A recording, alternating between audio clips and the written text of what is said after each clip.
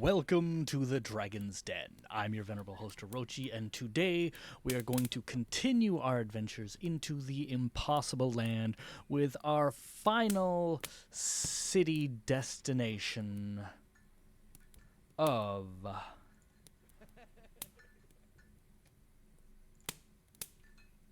Oenopion. Don't exactly know how to pronounce that perfectly, but this is the third great city in Nex, and this is, as you can see from this beautiful picture right here, it is a garden and nature-based place. This is where they do lots of alchemical research with a bit more bent on how to produce more produce. Because this is basically the breadbasket of Nex. This is where a vast majority of their foodstuffs come from. And so a lot of different alchemists here are trying to find ways to produce better yields for current things and likely new products from them, as well as just finding ways to mix and match and create new species of flora for ever changing and increasing alchemical contributions. That is sort of the top layer of the city, whereas its underbelly is much more dark because, as always, when you have people who have a means to power, as in this place it's heavily alchemical based, a lot of people do illegal experimentations. And so, kind of like the forges, this place also produces flesh forged, but here, it's mostly mutants and poorly constructed flesh forged from really bad experiments. And so it is a common thing that people disappear off the streets of Orochi. And the one redeeming factor to all the factions that reside within the city is that all of the underground factions, no matter how nefarious or what they traffic in, all have one general rule. You do not touch children. If any rogue experimenter kidnaps a child, every faction in the city, even murderers and flesh traffickers and everything else, will turn on you in a heartbeat. So it's nice to know that at least in this city, most of the nefarious underground practitioners still at least have one crumb of moral dignity to them. It's too bad they don't have more, though.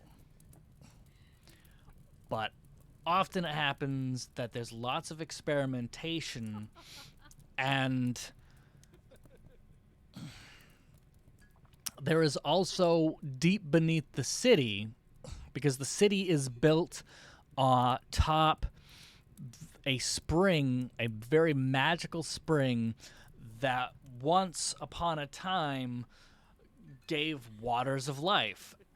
And it's sort of like the beginnings of the alchemical, I believe they're called waters of life, the alchemical healing elixirs that most alchemists can make. This is sort of like not the birthing grounds of that, but one of a long lineage of recipes in that line.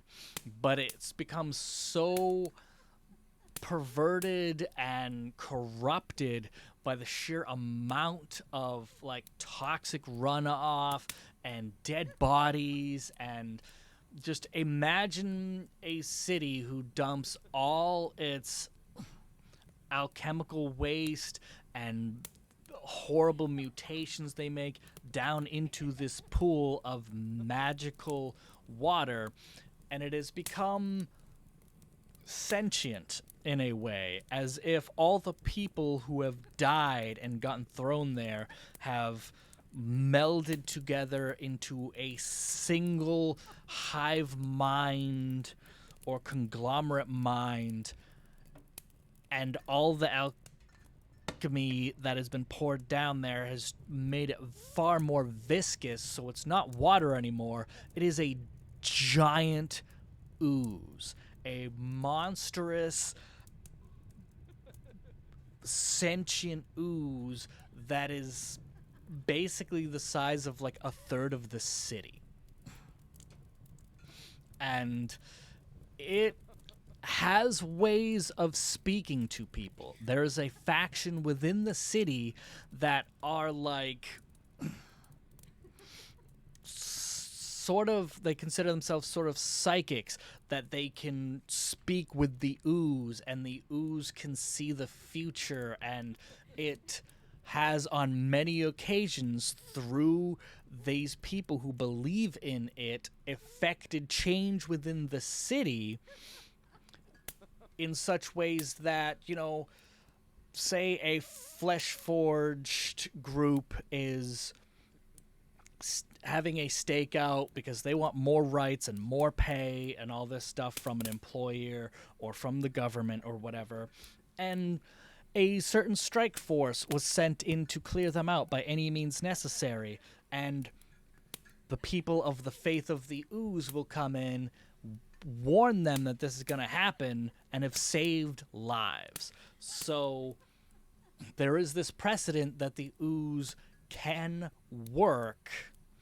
with people and for change. But it is also known to a select few that have gotten really close to it that it is also a creature of unfathomable rage, because it despises everything of the city above it that has made it what it is. So it has this duality of, it can sort of try to help people, but really it's just trying to get more people on its side so that it has more agents to work the change it wants to see in the city. So it is a very interesting dichotomy of the city provides so much and yet has this bubbling underside that could destroy the whole city at some time, and all the people caught in the middle. So yet another place that's really interesting to go to, and I think this city, unlike the combat cities in both Nex and Geb, would be fun to investigate and maybe even do a bunch of adventures, if not a whole campaign in as players, because there's enough stuff here that you could run a whole campaign doing lots of different things for lots of different people, because there's so many different interests within the city, and it's doesn't have an overarching government stranglehold on this is the way everything runs and you're either part of it or you're against it. Here we have the settlement rules. It is a level 15 settlement, which is pretty damn good. The government is from an appointed administrator, which is sort of how Nex does things. They have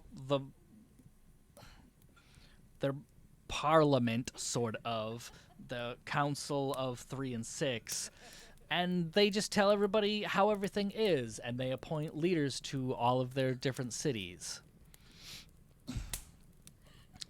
As always, I hate the population breakdown. 86% humans, that's everyone. Like, you will almost never see anything that's not human. 5% gnomes, 2% Gorons, and 7% other.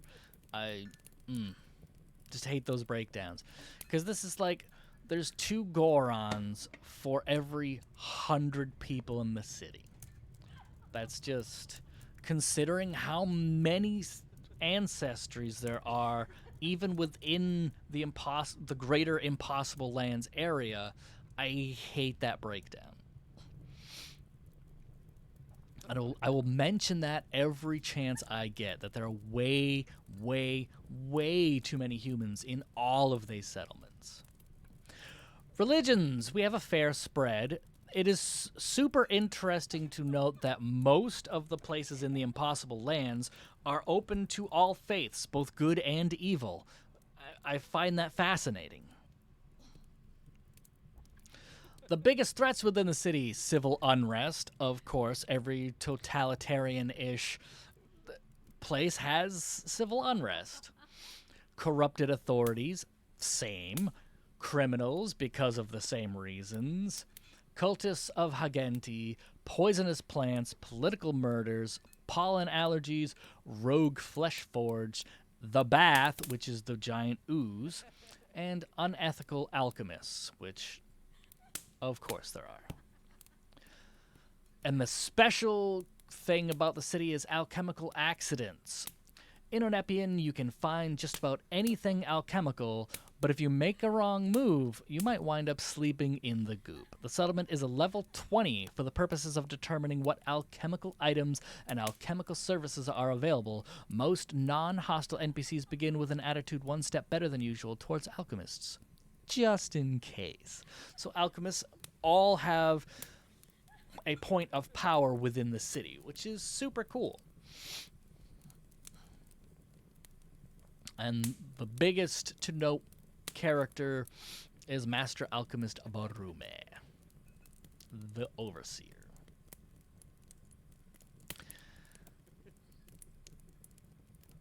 Here we have some more great art of the city and the sorts of people that are here and the kinds of things they make. Because alchemy is tied into technology in a very obscure way. So they make nifty things here. And it's very interesting to see alchemy being a big part of Nexian culture when it's also the biggest thing is magic. You would think that a place that relies so heavily on magic being created from an archmage wouldn't really have a lot of use for alchemy, but they readily open their doors to technology, which is very interesting. And a lot of places wouldn't be built like that. So it's super interesting and a great tool for GMs to be able to use that and allow players to invent new things, both magical, alchemical, and maybe you have inventors from Alkenstar that are looking to, incorporate other things into the stuff they make.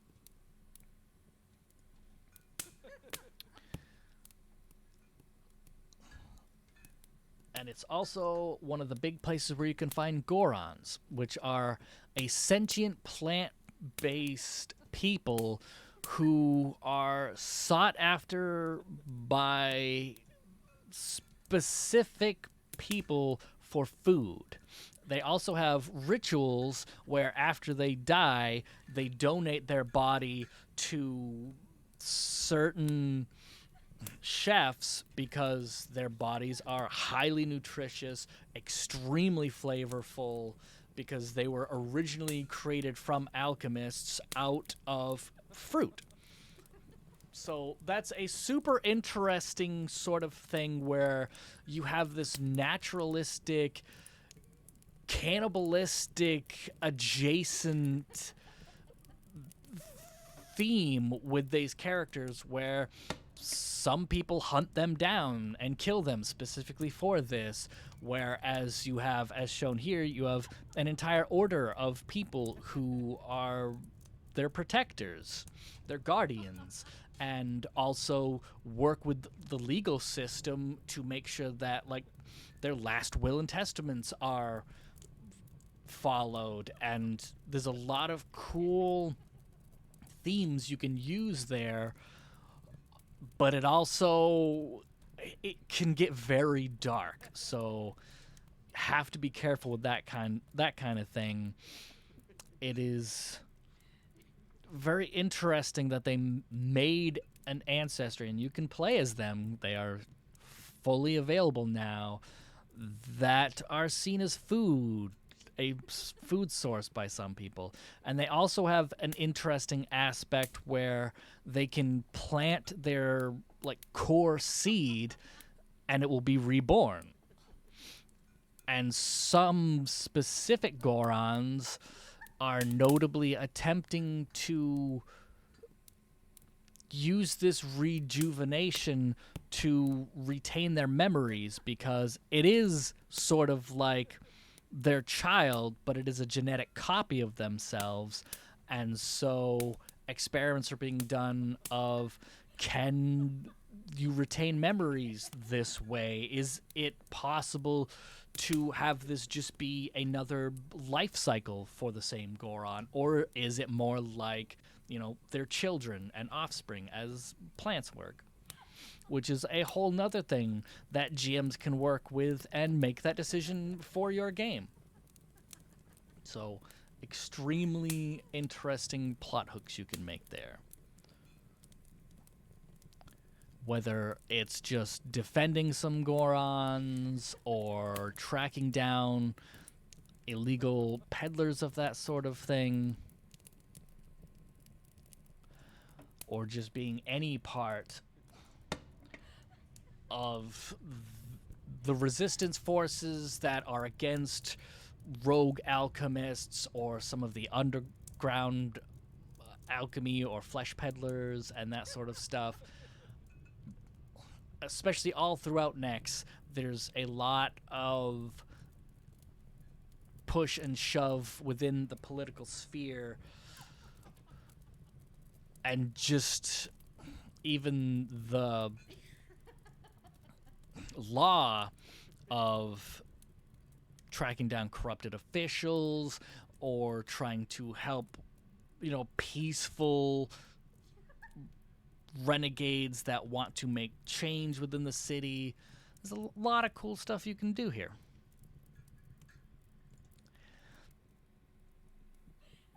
And here we have the map of the city.